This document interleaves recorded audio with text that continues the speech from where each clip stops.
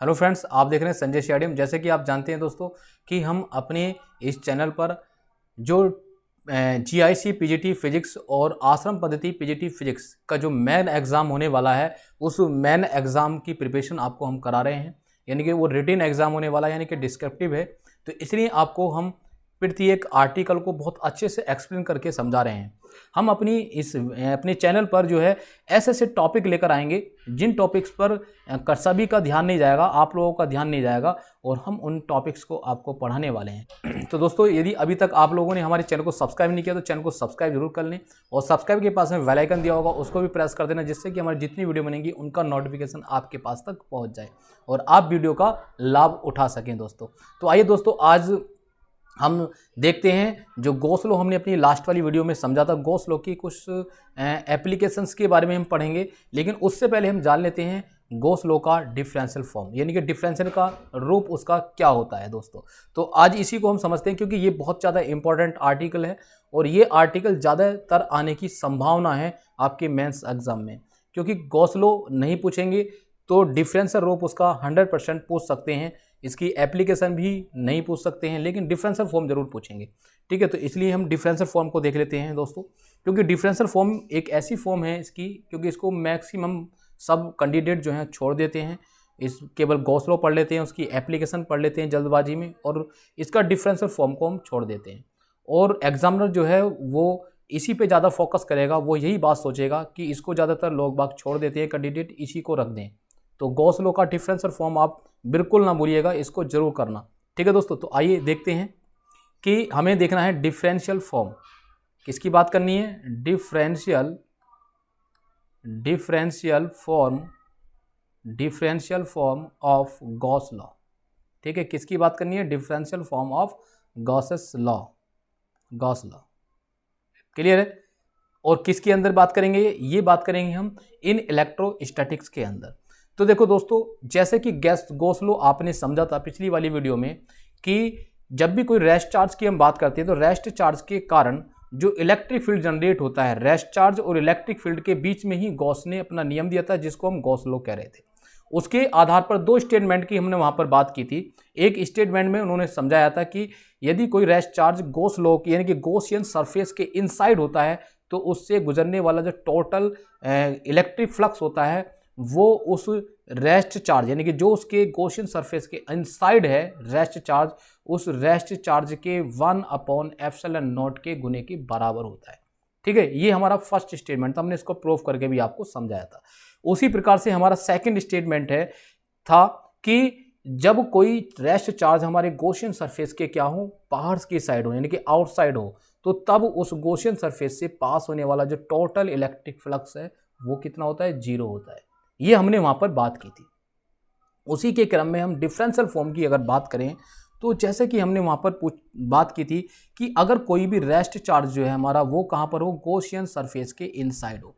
ये हमारी कोई गॉसियन सरफेस है, यानी कि इससे हमने कोई पॉइंट r डिस्टेंस पर कोई पॉइंट P मानते हैं, और इस वाले पॉइंट P पर हमें इलेक्ट्रिक अगर फील्ड की बात करें तो इस पॉइंट P से पास होने वाला ये क्या है? गॉसियन सरफेस है।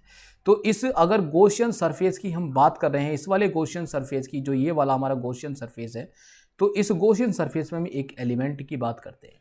ठीक है, जिसका हम बात करते हैं कि इसका जो सरफेस है वो ds है, और इसका सरफेस वेक्टर कितना होगा? ds वेक्टर, जो इसी की डायरेक्शन में होता है, इलेक्ट्रिक फील्ड की डायरेक्शन में, इसको हम कहते हैं ds वेक्टर। क्लियर है बात? तो हमने यहाँ पर लिखा था कि इस गॉसियन सरफेस है, ये जो गॉसियन सरफेस है, इस गॉसियन सरफेस से पास होने वाला जो इलेक्ट्रिक फ्लक्स है, टोटल इलेक्ट्रिक फ्लक्स, वो बराबर होता है integration E vector dot ds vector is equal to Q/ε0। ठीक है, इतना होता है, ये हमने पढ़ लिया था। अब दोनों की डायरेक्शन यहाँ पर देख रहे हैं हम कितनी है? सेम है, यानी कि सेम ही डायरेक्शन है, E की डायरेक्शन और ds की डायरेक्शन। तो यहाँ पर हम इसको इस रूप में भी लिख सकते हैं कि इंटीग्रेशन E डॉट ds कोस 0 डिग्री। ठीक है, बराबर कितना हो जाएगा? Q/ε0 के बराबर हो जाएगा ये। अब यहाँ से हम देखते हैं, इसको समझ सकते हैं कि भाई ये इंटीग्रेशन E डॉट ds, ठीक है, क्योंकि कोस 0 का जो मान होता है वो कितना होता है? 1 होता है, तो हमने यहाँ पर 1 रख दिया। तो E dot ds equal to हमारे पास इक्वेशन आ गई Q/ε0। ठीक है, ये हमने इक्वेशन हम निकाल ली है। तो ये जो इक्वेशन है इसको हम मान लेते हैं इक्वेशन नंबर 1, हम इसको मान लेते हैं। ठीक है, अब बात क्या करते हैं, हम यहाँ पर देखते हैं कि भाई अगर रेस्ट चार्ज की हम बात करते हैं और रेस्ट चार्ज जिस पे भी हम यानी कि डिस्ट्रीब्यूट करते हैं, जहाँ पर भी हम रेस्ट चार्ज की बात करते हैं, तो हम देख रहे हैं यहाँ पर इसके चारों तरफ हमने क्या खींचा है, गॉसियन सरफेस खींचा है।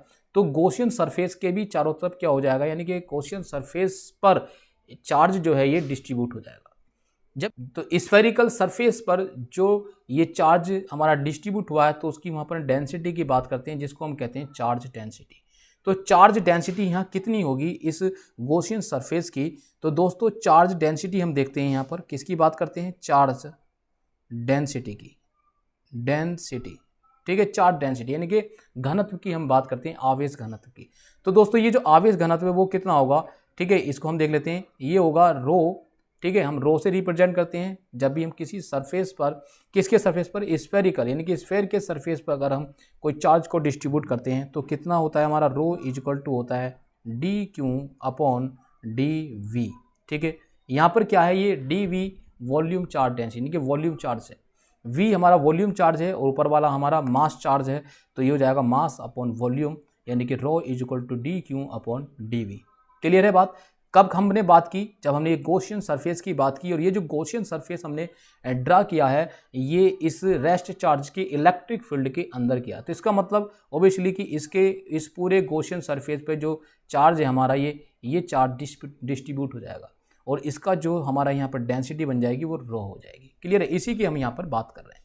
तो हम इसको देखो इस प्रकार से लिख सकते हैं या करके कि D Q is equal to rho into D V, लिख सकते हैं या नहीं, ऐसा लिख सकते हैं। ठीक है, अब इसका हम यहाँ पर क्या कर दें, इंटीग्रेशन कर दें अगर हम यहाँ पर, तो ये हो जाएगा Q is equal to integration rho into D V, ये फॉर्म हमारी यहाँ पर प्राप्त हो जाएगी। इसको हम मान लेते हैं इक्वेशन नंबर 2। अब देखो दोस्तों यहाँ पर इक्वेशन नंबर हमारी एक तो ये बन गई है, ठीक है, और एक इक्वेशन हमारी ये बन गई है। अब हमें करना क्या है, यहाँ पर हमें करना है कि ये जो Q का मान है यहाँ से उठाकर हम इस वाली इक्वेशन में रख देंगे, इक्वेशन नंबर 1 में रख देंगे। तो फाइनली हमारे पास कुछ एक रिलेशन मिलेगा इस तरीके से कि हमने देखा कि इंटीग्रेशन हमारे पास जो फर्स्ट इक्वेशन है वो E dot D S is equal to है हमारे पास Q अपॉन एप्सिलॉन नॉट। हमने ये जो Q का मान है ये वाला यहाँ पर हम इस वाली इक्वेशन से जो हमने अभी जो निकाली थी इक्वेशन नंबर 2, ठीक है, ये वाली जो इक्वेशन हमने निकाली है दूसरी वाली इक्वेशन, तो इस इक्वेशन नंबर 2 से इस Q का मान कितना है, रो इंटू डी वी इंटीग्रेशन के रूप में है ये। अब ये हमने यहाँ पर उठा के रख दिया, तो हमने किसकी जगह रखा है, ये Q की जगह रखा है, तो इसका मान हो गया हमारे पास, ये हो गया इंटीग्रेशन रो और इंटू डी वी। ठीक है, ये हमने वहाँ से उठा के रख दिया। अपॉन में क्या चल रहा है हमारे पास, एप्सिलॉन नॉट की बात चल रही है यहाँ पर। क्लियर है। अब देखो दोस्तों यहाँ से हमने एक बात तो कंफर्म कर ली है कि हमारे पास एक रिलेशन आ गया है जो रो के रूप में आ गया है और इंटू डीवी के रूप में यानी कि वॉल्यूम चार्ज के बारे में आ गया है।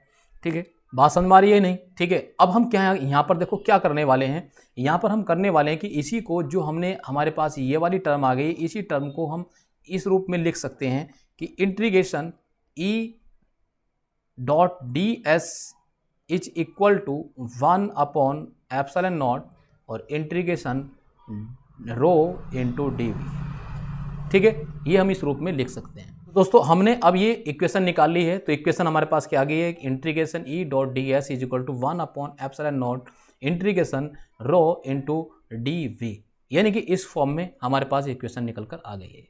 अब हम देखो इसको क्या कर लेते हैं, इसको इक्वेशन नंबर 3 मान लेते हैं। क्या मान लेते हैं, इक्वेशन नंबर 3 मान लेते हैं। अब यहाँ पर बात करते हैं हम गॉस डाइवर्जेंस थ्योरम की। तो दोस्तों आपने गॉस डाइवर्जेंस थ्योरम पढ़ी होगी, तो हम यहाँ पर लिख देते हैं कि बाय गॉस डाइवर्जेंस थ्योरम,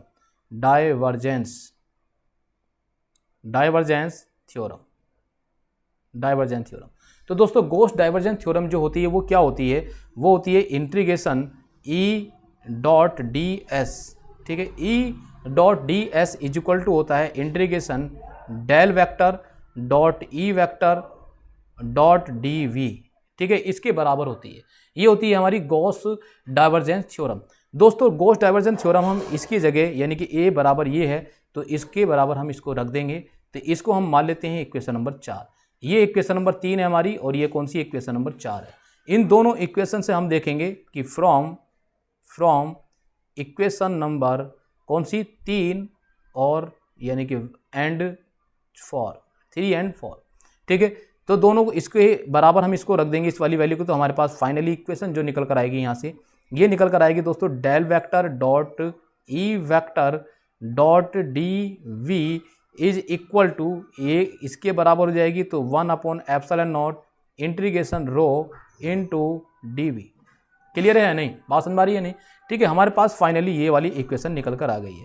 तो यहाँ से हम देखो क्या देखेंगे कि हम इसको ऐसे लिख सकते हैं कि del vector dot E vector और इस इंटीग्रेशन के साइन को हम डी वी के साथ ले लें, यानी कि dot D V is equal to, इसको हम ऐसे लिख लेते हैं कि यहाँ पर रो अपॉन ε0 और इस इंटीग्रेशन के साइन को हम डी वी के साथ ले लेते हैं यहाँ पर, ठीक है। ये दोनों देखो सेम है, ये दोनों डॉट में है, ये हमने यहाँ पर कैंसिल कर दिए। क्लियर है। जब हमने ये कैंसिल कर दिया तो हमारे पास जो फाइनली इक्वेशन आ गई है वो क्या निकल कर आएगी, यहाँ से हम देख रहे हैं कि डेल तो हमारे पास ये वेक्टर था, डॉट यहाँ पर ई वेक्टर था और इज इक्वल टू हमारे पास आ गया है ऊपर रो अपॉन ε0।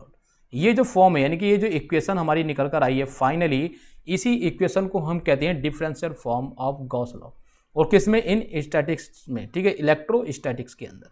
तो इलेक्ट्रोस्टैटिक्स में ये वाली फॉर्म हमारी यानी कि ये इक्वेशन बहुत वेरी इंपॉर्टेंट है और ये आर्टिकल 100% पूछा ही जाएगा आपके इस जीआईसी एग्जाम में या फिर आश्रम पद्धति के मेंस एग्जाम में जरूर पूछा जाएगा, बहुत इंपॉर्टेंट है। क्योंकि यहाँ पर लोग बागों का सबका यानी कि सभी कैंडिडेट्स का यहाँ पर इस इक्वेशन पर कहने का मतलब ये है कि इस आर्टिकल पर ध्यान नहीं जाएगा, तो इसलिए इस आर्टिकल को आपको जरूर कर लेना है, ठीक है, ठीक है। तो ये बहुत ही ज़्यादा इंपॉर्टेंट है, तो दोस्तों इसको जरूर याद रखना। आई होप आपको वीडियो मेरी जरूर पसंद आई होगी, ठीक है। अगर वीडियो पसंद आई है तो वीडियो को लाइक ज़रूर करना और लाइक के साथ वीडियो को शेयर ज़्यादा से ज़्यादा करना, जिससे कि हमारी जो वीडियो बनेंगी उन पर जितने ज़्यादा से ज़्यादा लाइक आएंगे, जितने ज़्यादा से ज़्यादा शेयर आएंगे, हमारा कॉन्फिडेंस बढ़ेगा और हम आपको अच्छी से अच्छी वीडियो और ज़्यादा प्रोवाइड कराएंगे। यदि दोस्तों अभी तक आपने हमारे चैनल को सब्सक्राइब नहीं किया तो चैनल को सब्सक्राइब कर लें। सब्सक्राइब के पास में बेल आइकन दिया होगा, उस बेल आइकन को भी प्रेस कर दें, जिससे कि हमारी जितनी वीडियो बनेंगी उनका नोटिफिकेशन आपके पास तक पहुंच जाएगा।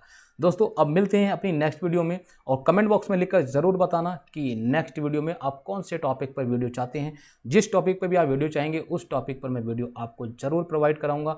तब मिलते हैं अपनी नेक्स्ट वीडियो में, तब तक के लिए